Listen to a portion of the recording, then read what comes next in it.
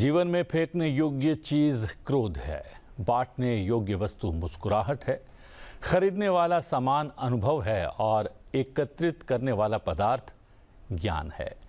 सुप्रभात, मैं हूं प्रतिबिंब शर्मा आपके साथ। सबसे पहले नजर मुख्य गतिविधियों पर।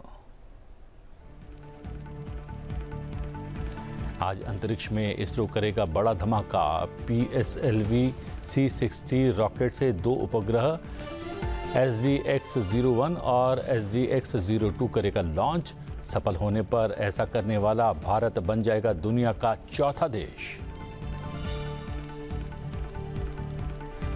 वर्ष 2024 की अपने अंतिम मन की बात में PM मोदी ने किया संविधान का उल्लेख।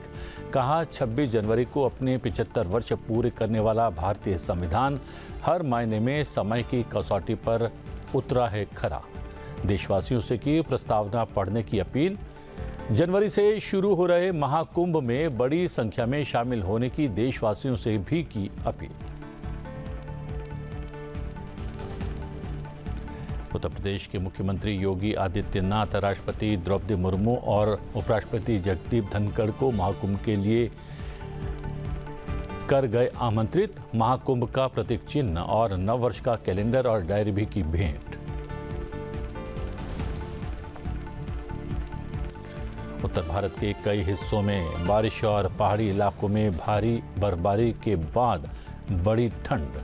दिल्ली और आसपास के क्षेत्रों के लिए शीतलहर और बारिश का ऑरेंज अलर्ट मौसम विभाग ने किया जारी।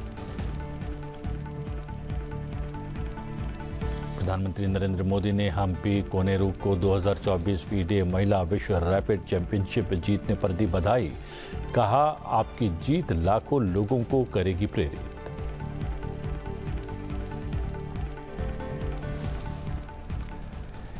इसरो आज रात 9:58 पर PSLV C60 रॉकेट से 2 उपग्रह SDX-01 और SDX-02 लॉन्च करेगा।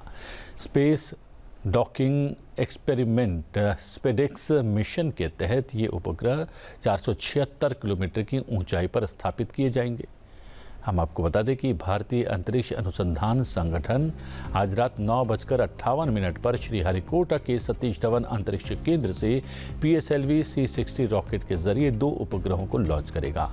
ये मिशन भारत के लिए बेहद आवश्यक है क्योंकि इसके जरिए भारत अंतरिक्ष में डॉकिंग और अनडॉकिंग तकनीक का सफल परीक्षण करने वाले देशों की सूची में शामिल हो जाएगा। इस उपलब्धि के बाद भारत दुनिया का चौथा देश बन जाएगा जो इस तकनीक का सफलतापूर्वक उपयोग करेगा। इस मिशन को स्पेस डॉकिंग एक्सपेरिमेंट नाम दिया गया है, जिसके तहत SDX-01 और SDX-02 नाम के 2 उपग्रहों को अंतरिक्ष में स्थापित किया जाएगा। इन उपग्रहों को 476 किलोमीटर की ऊंचाई पर पृथ्वी की ऑर्बिट में स्थापित किया जाएगा। उपग्रहों के सफल लॉन्चिंग के बाद जनवरी 2025 के पहले सप्ताह से इन उपग्रहों के जरिए अंतरिक्ष में जोड़ने और अलग करने यानी डॉकिंग और अनडॉकिंग की तकनीक का परीक्षण शुरू हो जाएगा।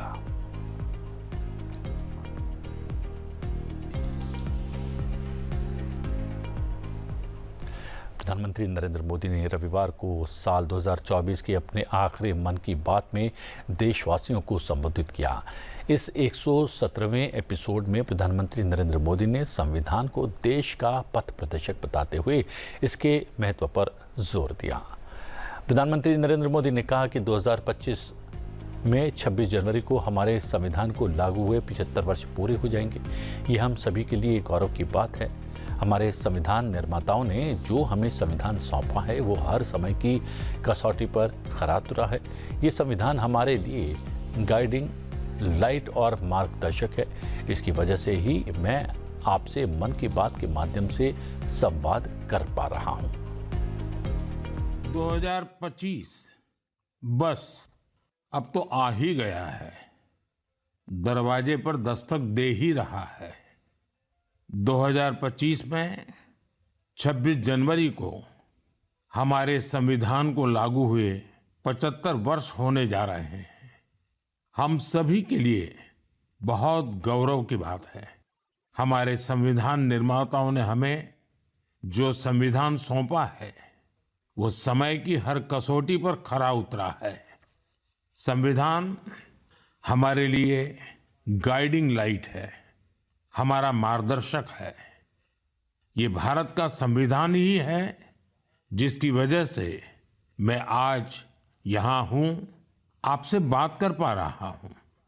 इस साल 26 नवंबर को संविधान दिवस से एक साल तक चलने वाली कई एक्टिविटीज शुरू हुई हैं। देश के नागरिकों को संविधान की विरासत से जोड़ने के लिए constitution75.com नाम से एक खास वेबसाइट भी बनाई गई है। इसमें आप संविधान की प्रस्तावना पढ़कर अपना वीडियो अपलोड कर सकते हैं। अलग अलग भाषाओं में संविधान पढ़ सकते हैं। संविधान के बारे में प्रश्न भी पूछ सकते हैं। मन की बात के श्रोताओं से, स्कूल में पढ़ने वाले बच्चों से, कॉलेज में जाने वाले युवाओं से मेरा आग्रह है, इस वेबसाइट पर जरूर जाकर देखें, इसका हिस्सा बने। प्रधानमंत्री ने मन की बात में आगामी महाकुंभ 2025 का भी जिक्र करते हुए बताया कि ये आयोजन 13 जनवरी से प्रयागराज में शुरू होने जा रहा है। उन्होंने कहा कि महाकुंभ केवल एक धार्मिक आयोजन नहीं है, बल्कि विविधता में एकता का जीवंत उदाहरण है। इस आयोजन में करोड़ों लोग, लाखों संत, हजारों परंपराएं और सैकड़ों संप्रदाय हिस्सा लेते हैं। यहाँ कोई भेदभाव नहीं होता, कोई बड़ा या छोटा नहीं होता।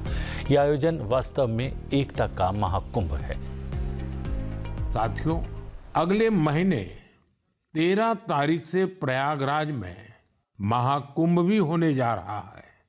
इस समय वहां संगम तट पर जबरदस्त तैयारियां चल रही है।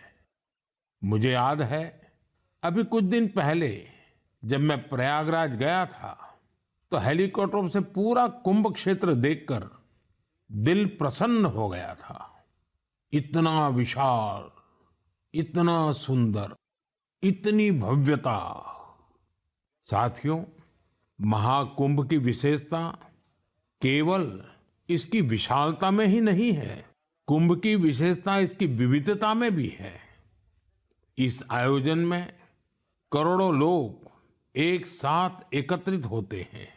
लाखों संत, हजारों परंपराएं, सैकड़ों संप्रदाय, अनेकों अखाड़े, हर कोई इस आयोजन का हिस्सा बनता है। कहीं कोई भेदभाव नहीं दिखता है। कोई बड़ा नहीं होता है, कोई छोटा नहीं होता है।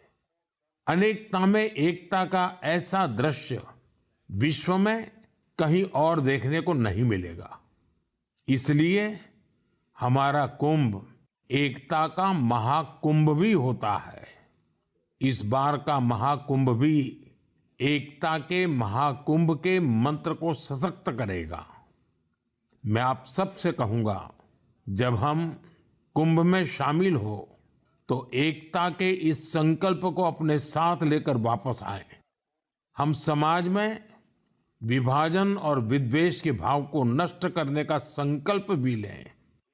अगर कम शब्दों में मुझे कहना है तो मैं कहूंगा, महाकुंभ का संदेश, एक हो पूरा देश। महाकुंभ का संदेश, एक हो पूरा देश।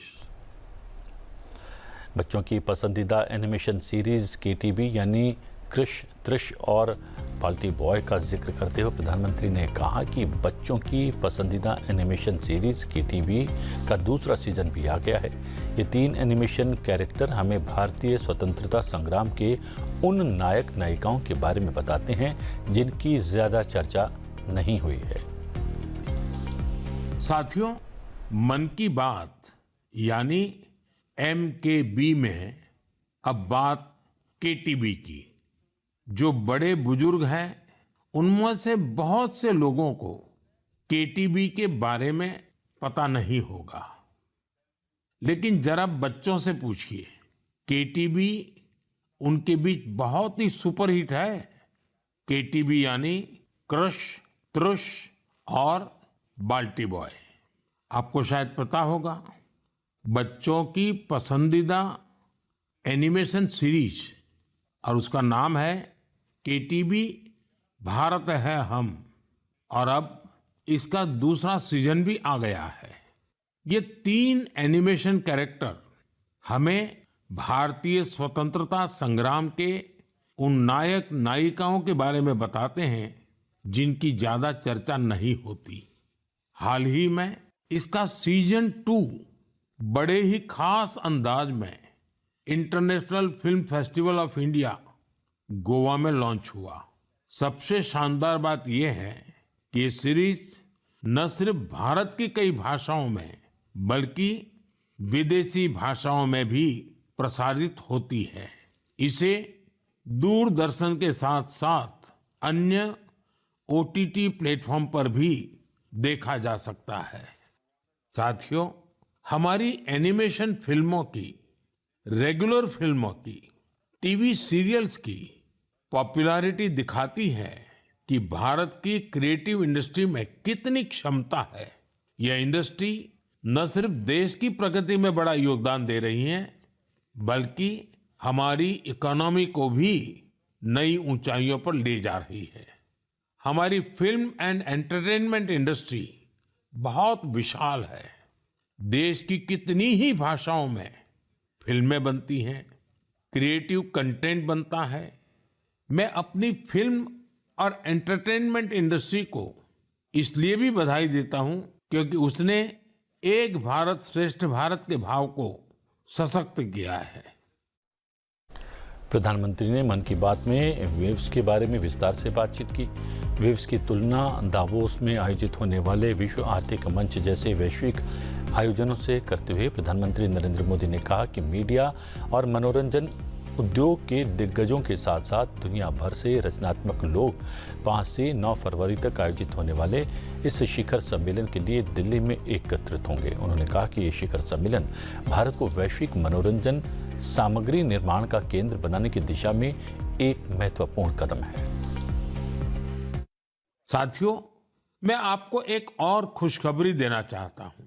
भारत की क्रिएटिव टैलेंट को दुनिया के सामने रखने का एक बहुत बड़ा अवसर आ रहा है।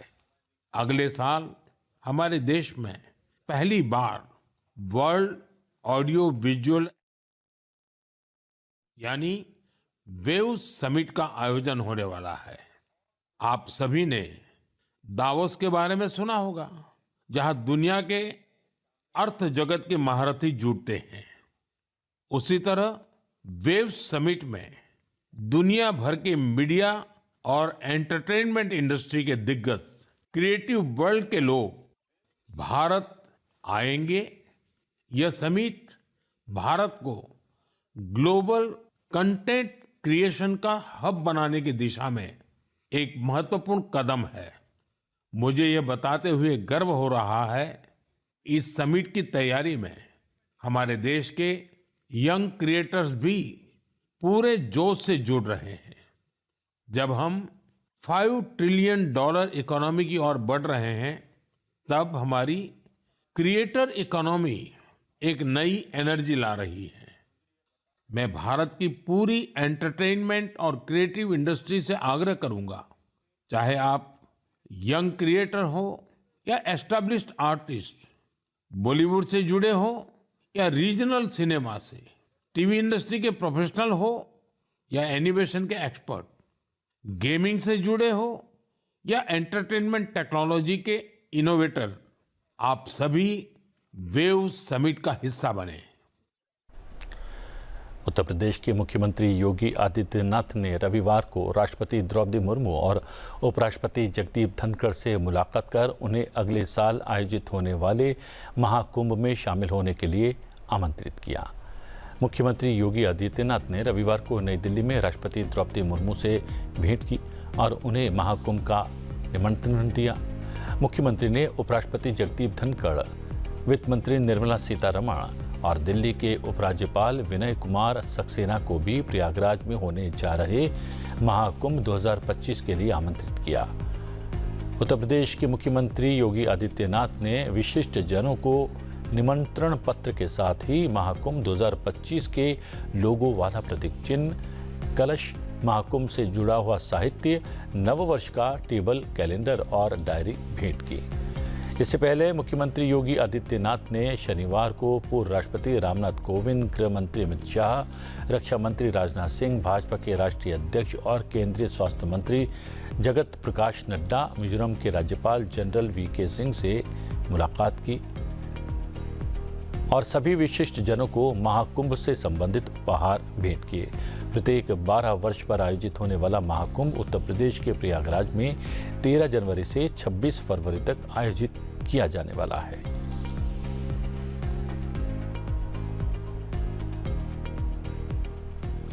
भारतीय रेलवे उन्नत कवच 4.0 स्वचालित ट्रेन सुरक्षा प्रणाली की तैनाती में तेजी लाकर अपने परिचालन की सुरक्षा और दक्षता बढ़ाने की दिशा में महत्वपूर्ण कदम उठा रहा है।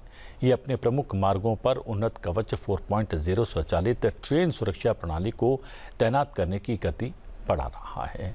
रेलवे द्वारा जारी एक प्रेस विज्ञप्ति के अनुसार सभी लोकोमोटिव जिनमें कवच का निचला संस्करण स्थापित किया गया था, उन्हें उन्नत कवच 4.0 से बदल दिया जाएगा।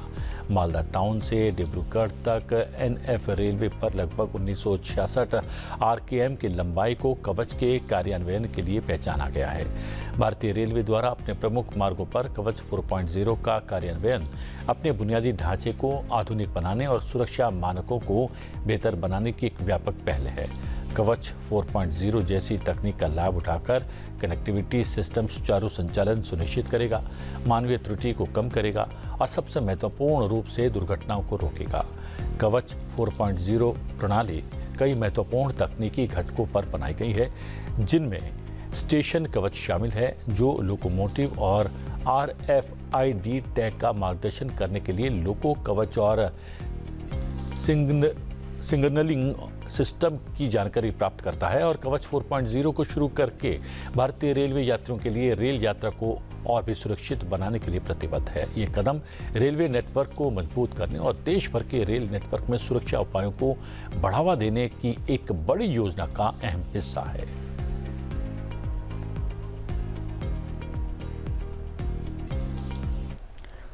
विदेश मंत्री डॉक्टर एस जयशंकर आज कतर के 3 दिवसीय दौरे पर रवाना होने वाले हैं। 30 दिसंबर से 1 जनवरी तक की यात्रा के दौरान वो कतर के पीएम और विदेश मंत्री महामहिम शेख मोहम्मद बिन अब्दुल रहमान बिन जसीम अल थानी से मुलाकात करेंगे। अपनी यात्रा के दौरान विदेश मंत्री दोनों पक्षों के राजनीतिक, व्यापार, निवेश, ऊर्जा, सुरक्षा, सांस्कृतिक और दोनों देशों के लोगों के आपसी हित के क्षेत्रीय और अंतर्राष्ट्रीय मुद्दों सहित द्विपक्षीय संबंधों के विभिन्न पहलुओं की समीक्षा करेंगे। यह यात्रा दोनों देशों को आपसी हितों पर बात करने और द्विपक्षीय संबंधों के कई महत्वपूर्ण पहलुओं पर चर्चा करने का अवसर देगी। डॉक्टर एस जयशंकर 1 जनवरी को कतर से वापस लौटेंगे। भारत और कतर के बीच लंबे समय से अच्छे और मजबूत रिश्ते हैं, जो नियमित उच्च स्तरीय वार्ताओं द्वारा और भी मजबूत होते हैं।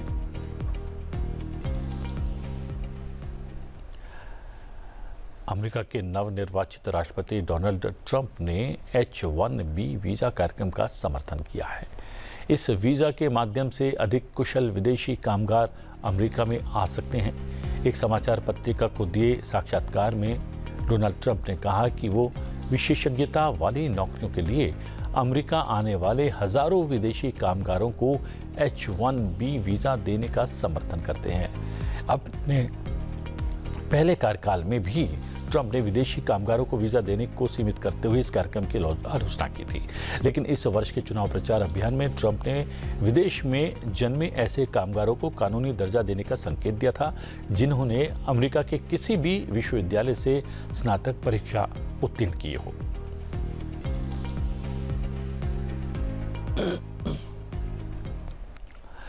रक्षा मंत्री राजनाथ सिंह ने रविवार को मध्य प्रदेश के मऊ में सेना के जवानों और अधिकारियों को संबोधित करते हुए कहा कि भारत का लक्ष्य 2047 तक एक विकसित और आत्मनिर्भर राष्ट्र बनना है। उन्होंने सेना की इस लक्ष्य को हासिल करने में महत्वपूर्ण भूमिका को भी स्वीकार करते हुए कहा कि सेना न केवल सीमाओं की रक्षा करती है, बल्कि रक्षा निर्माण में भी अग्रणी भूमिका निभाती है। राजनाथ सिंह ने कहा कि जवानों और अधिकारियों के कंधों पर दोहरी जिम्मेदारी है। उन्हें एक तरफ सीमाओं की रक्षा करनी है, तो दूसरी तरफ एक मजबूत और विकसित भारत की नींव रखनी है। रक्षा मंत्री ने हर स्थिति में सतर्क रहने और देश की रक्षा में तत्पर रहने का आग्रह किया। मऊ के army war college, infantry school, military college of telecommunication engineering का जिक्र करते हुए रक्षा मंत्री ने इन संस्थानों के योगदान की सराहना की। उन्होंने कहा कि ये संस्थान भारतीय सेना के जवानों और अधिकारियों को युद्ध कौशल और रणनीतियों में निपुण बना रहे हैं। उन्होंने सेना के अनुशासन और समर्पण को पूरे देश के लिए प्रेरणादायक बताया। कार्यक्रम के बाद रक्षा मंत्री राजनाथ सिंह मऊ स्थित बाबा साहब डॉक्टर भीमराव अंबेडकर की जन्मस्थली का दौरा करने पहुंचे। उन्होंने बाबा साहब की प्रतिमा पर माल्यार्पण किया और उनकी अस्थि कलश के दर्शन किए। इस दौरान उन्होंने बाबा साहब के योगदान को याद करते हुए कहा कि उनका योगदान भारत के संविधान और संस्थाओं की नींव रखने में अतुलनीय है।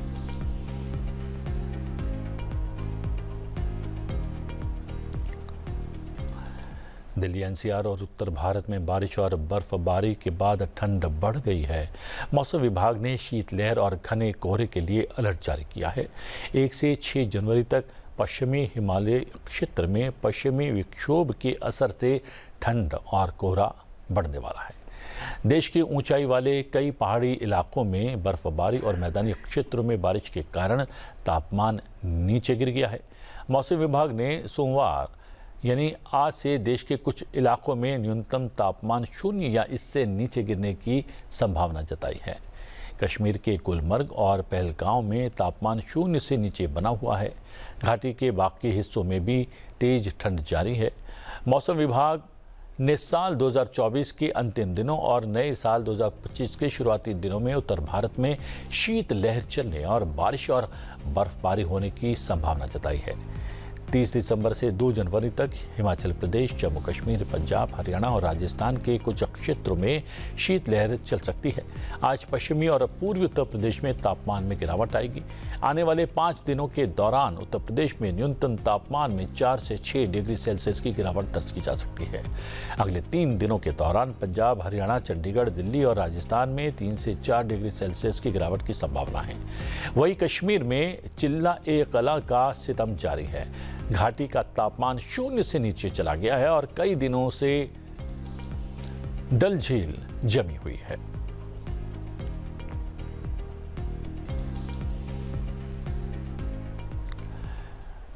अमेरिका के 39वें राष्ट्रपति जिमी कार्टर का 100 वर्ष की आयु में निधन हो गया है। कार्टर अपने अंतिम क्षणों में जॉर्जिया के प्लिंस में अपने घर पर थे। वो काफ़ी समय से बीमार चल रहे थे। 1 अक्टूबर 1924 को जन्मे कार्टर को 2002 में नोबेल शांति पुरस्कार से नवाजा गया था। वो 1977 में आर फोर्ड को हराकर राष्ट्रपति बने थे। इस दौरान उन्होंने अमेरिका के मिडिल ईस्ट से रिश्तों की नींव रखी थी। पद पर रहते हुए और पद से बाहर रहते हुए भी कार्टर ने शांति और मानवीय कारणों के लिए अथक प्रयास करते हुए अपनी विरासत बनाई। उन्होंने 1978 में ऐतिहासिक कैंप डेविड समझौते की मध्यस्थता की, जिससे मध्य पूर्व में शांति के लिए रूपरेखा तैयार हुई और इजराइल मिस्र के बीच शांति समझौता हुआ। यही कारण है कि अंतर्राष्ट्रीय शांति, लोकतंत्र और मानवाधिकारों को आगे बढ़ाने के लिए उन्हें नोबेल शांति पुरस्कार से सम्मानित किया गया था। प्रधानमंत्री नरेंद्र मोदी ने ग्रैंड मास्टर कोनेरू हम्पी की अपने करियर में 2 बार FIDE महिला विश्व रैपिड शतरंज चैंपियनशिप का खिताब जीतने की उपलब्धि की सराहना की है। हम्पी ने रविवार को न्यूयॉर्क में इंडोनेशिया की आइरीन सुकंदर को हराकर चैंपियन बनने के साथ ही भारतीय शतरंज के लिए इस साल को और भी शानदार बना दिया। उन्होंने 2019 में जॉर्जिया में ये प्रतियोगिता जीती थी। भारत की ये शीर्ष खिलाड़ी चीन की जू वेनजुन के बाद 1 से अधिक बार खिताब जीतने वाली दूसरी खिलाड़ी बन गई है। After the first round loss, I was nowhere thinking about the title, but things turned up well. Especially yesterday, winning the 4 games in a row helped me.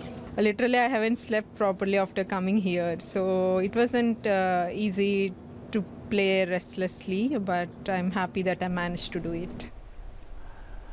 प्रधानमंत्री नरेंद्र मोदी ने एक्स पर हम्पी को शुभकामनाएं देते हुए लिखा, 2024 FIDE महिला विश्व रैपिड चैंपियनशिप जीतने पर हम्पी कोनेरू को बधाई।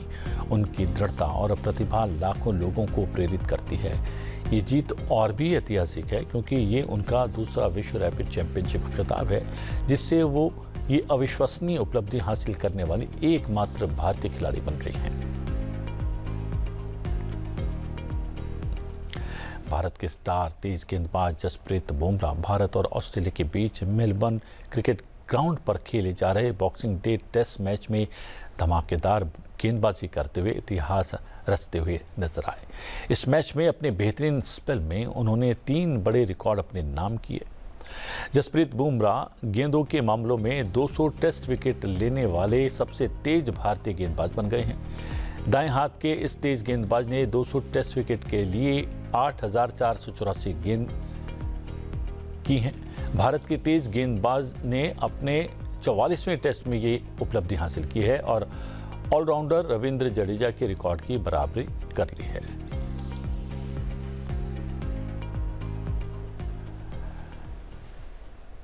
सुप्रभात में आज के लिए इतना ही। सुप्रभात में आपसे फिर भेंट होगी। फिलहाल मुझे आज्ञा दीजिए, लेकिन बने रहिए संसद टीवी के साथ। नमस्कार।